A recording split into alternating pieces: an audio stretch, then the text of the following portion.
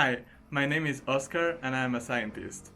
In today's video we're going to cover what is concurrent application versus separate application, and this is relevant to I-140 and I-485 forms. So for people that are in the US and are applying for a green card, in this channel we typically talk about EB2 NIW applications. Stay until the end of the video to learn what are the pros and the cons of each strategy. Alright, so let's jump into it. This topic really applies to people that are already living in the United States. So someone that, let's say, is on an F visa student or working visa, an H-1B, or any other type of visa. So you are a lawful non-resident of the United States and you want to apply for an EB2 NIW green card. So you are going to have to apply for what is called an adjustment of status, and that's Form I-485.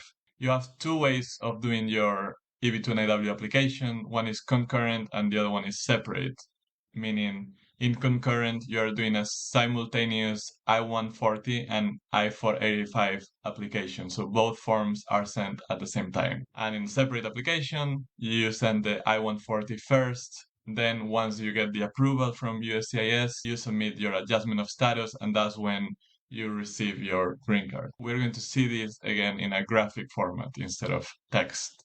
But let's recap what is the typical process for employment-based green cards. There are three stages. The first one is called PERM or labor certification, and that is not really relevant for those categories where you can self-petition.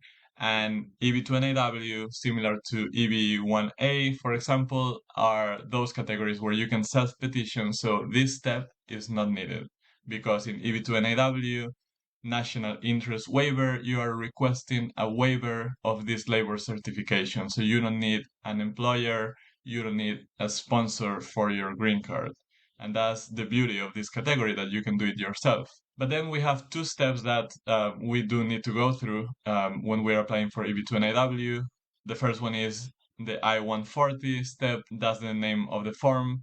I have a video that talks about different websites that you can use to read information about each form, and I'll leave a link here in the corner, and I talk about how you should go to the official source of the information, which is the USCIS websites. So the I-140 petition is really the big part of the process, because that's where you submit this form, but you also submit a cover letter where you make the case showing the USCIS that you meet all the requirements and why you meet them, and you provide the evidence to really talk about your case, your qualifications, and all that you are bringing to the table. And I have also a separate video that talks about, for this category, NIW, we follow what is called the matter of Danazar, and in that video you can see what that matter of Danazar is and what the three prongs are that you need to meet to show the USCIS that you can be a successful candidate. I'll leave a link here in the corner. So once you go through this I-140 process,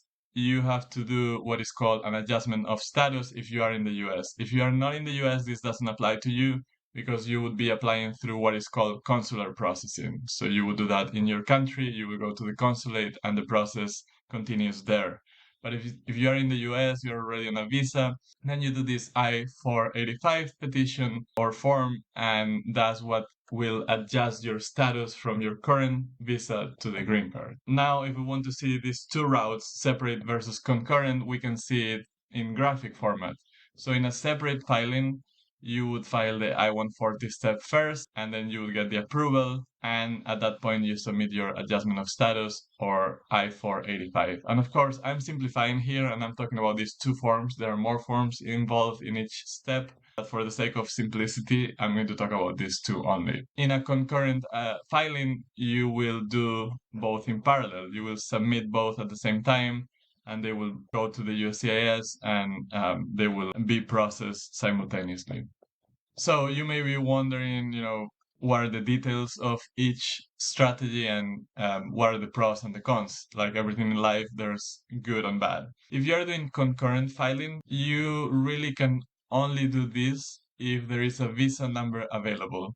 In other words, that we all hopefully understand, there is a C for your country in the visa bulletin. C means current. So if you go to the visa bulletin, your country is current, that means there's no waiting time for your country. And it is typically currently true for most countries except for India and China.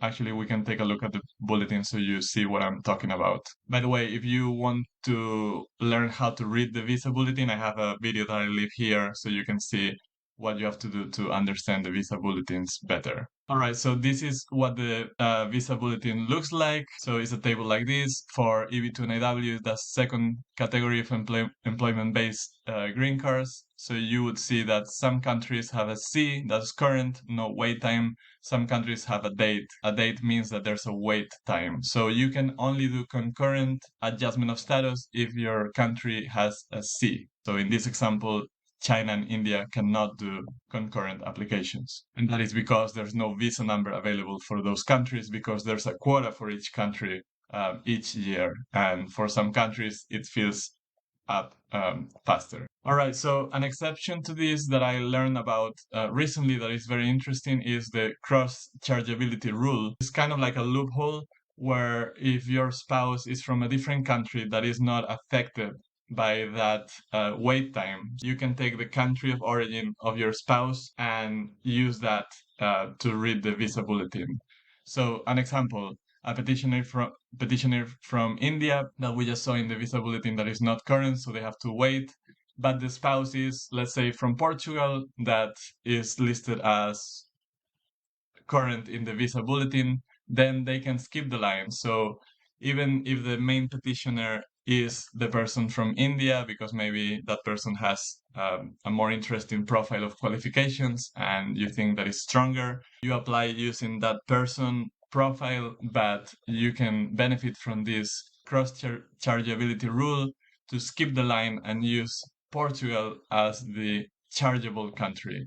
You can read more about this in a blog post about this topic that I have in my website, and I have a link to a lawyer website that discusses this. And I recommend that if you're interested in this, you consult with a lawyer because this is a little bit, or seems a little bit more complicated than the typical application. So what are the advantages of concurrent filing? Well, slightly shorter processing time, you're doing it in parallel. So even though they are not really happening both at the same time completely, there's some things related to the adjustment of status that the USCIS will start doing as soon as you submit. For example, background checks or calling you for biometrics to do the fingerprints and pictures and all that. So you will save a little bit of time. Then another advantage is that you can have EAD cards, that's work permit cards, available to you and your family sooner. All right, so that's an advantage. The other one is the travel document. You can apply for advanced parole with a specific form, and you can only do that when you're doing adjustment of status, not with the I-140. So you and your family could have that travel document sooner if you do concurrent filing. But you should be careful with traveling during the green card processes, and I have a video on that I leave also here in the corner, because sometimes depending on what visa you are on, you may have issues with traveling. You would put your status in jeopardy. The last one is avoid visa retrogression. Visa retrogression happens when the dates in the visa bulletin move backwards instead of forward. And that is dangerous because then that could mean that you have to wait longer instead of getting closer to the point where you can submit your adjustment of status. So if you're current right now, but you fear that maybe in the coming months you will suffer from this visa retrogression, then if you do concurrent filing, you may be avoiding that issue. Again, it's best to, I think, consult with a lawyer or someone experienced to understand this phenomenon. Disadvantages of this concurrent filing, in my opinion, is more financial risk because the I-140 step here, that has a fee of $700 currently as of 2022, and is one fee for the whole petition. So if you are yourself a spouse and dependents, then that's $700 for everyone. But the I-485 step is currently more than $1,000 and is per person that needs to adjust the status. So family of two, that's 2 times $1,140, and so on. It keeps adding up. So if you do concurrent application, you have to submit the fee for everything together. And if the I-140 fails, if your case is not strong enough or you don't convince USCIS, then you're going to lose the money for the whole process. So it's more financial risk from that point of view. Okay, separate filing. Well, separate filing, again, we saw the definition. You do I-140, wait for the approval, and then adjustment of status. Advantages is kind of the opposite of what we just talked about. The separate filing is less financial risk because this step is only quote unquote $700 that you're paying. If it fails, you're going to lose $700, but you're not going to lose all the money for the adjustment of status. Also, another advantage that I see personally is that you can file more than one I-140. There are people that may want to do that if they want to try applying for EB2 NIW, but also EB1A, for example. That's for extraordinary ability. And that was actually my case. I applied for EB2 NIW and EB1 at the same time. And I have a video talking about that experience that I leave here in the corner, and I talk what is the difference between applying for a green card with lawyers or without lawyers, because I did EB2 NIW by myself, EB1 with the company's lawyers. Disadvantages from this separate filing is slightly slower timeline because those things that USAS may start doing in the concurrent filing, they are not happening until you submit the I-485, and that's biometrics, background checks, and so on. And you cannot request travel document and EAD cards for the dependents until you file the adjustment of status. But also, this may only be the option that some people have if their date is not current in the visa bulletin. So conclusion, what option is better for you, for your case? Well, only you can answer this. Nobody can. You have to read about it. You have to watch videos like this and understand the two routes, and then think what you can do and what you want to do. In this video, we review the pros and cons, but you have to understand your case. Each case is different, and sometimes it may be worth to consult with a lawyer if you have doubts, if you don't see the picture very clearly, then maybe a professional can help you on that. And that's it for today's video. Thank you for watching, and have a nice one. If you like this video, subscribe to my channel and visit my website eb2niw.info to learn more about this green card category and everything that has to do with self-petitioning a green card.